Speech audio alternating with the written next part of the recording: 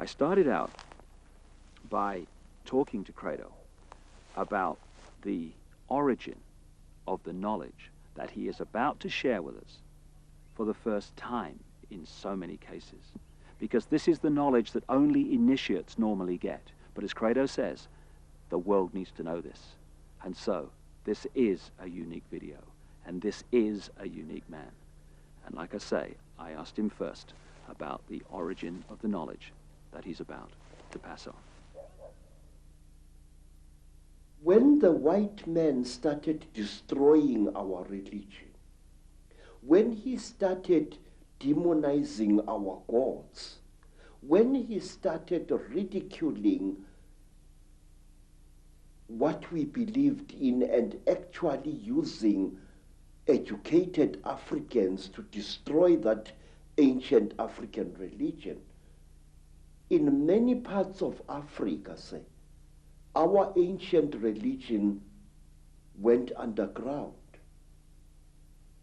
And there were, call them secret societies, all over South Africa and Central Africa and East Africa and West Africa, where this knowledge was stored and kept by aging guardians, many of whom did not know that in other parts of the land there were other guardians who were doing exactly as they were doing. Now, when I first became a Sangoma, I was already, say, a person of education. I had entered school as a child of 14 years. And when I became a Sangoma, I was a youth of 16 years. And what my aunt and my grandfather, as well as my maternal grandmother, taught me, shook me to the core of my soul. I found that the mission schools had been teaching me lies about my people all along. Missionaries had told us as children that the only light came to Africa with white people, that before the white men came, we black people had no idea about God.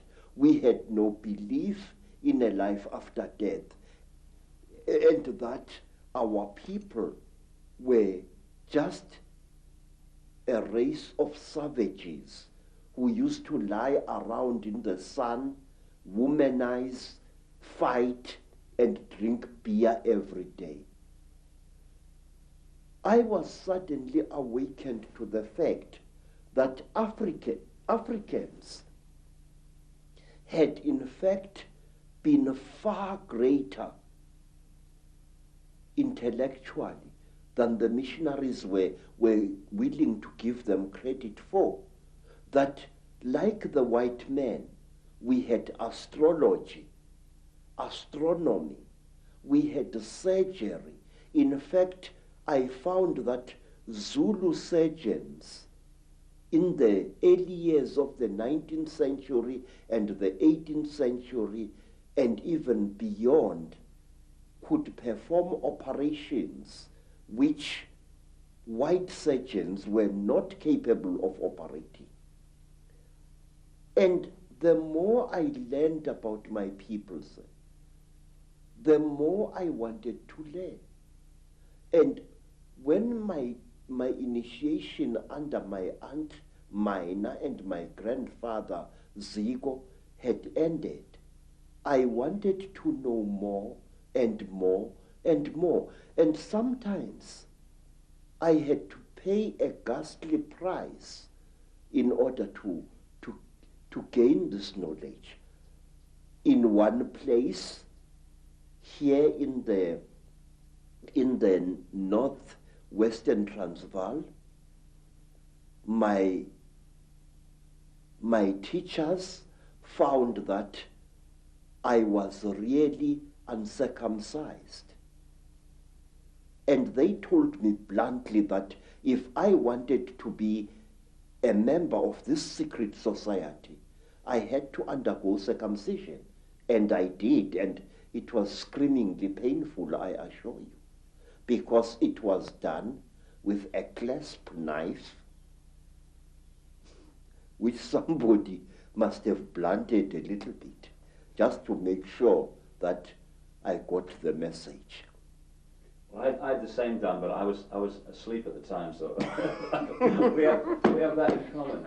And say, in some places in Southern Africa, if you wanted to learn the secrets of a certain secret society, you had to do dreadful things which I cannot repeat here. And at one time, in Barotseland, in the west of what is today Zambia,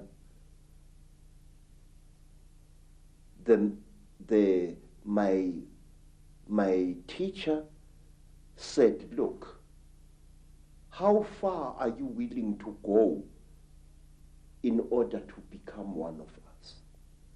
I said, I am willing to go anywhere.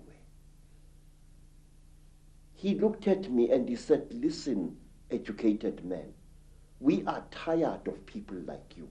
White men come amongst us to milk our minds and then to kill us. We want to be sure that we can trust you. And wait, sir. I said, great one, I am willing to do anything. He said, are you? I said, yes. And then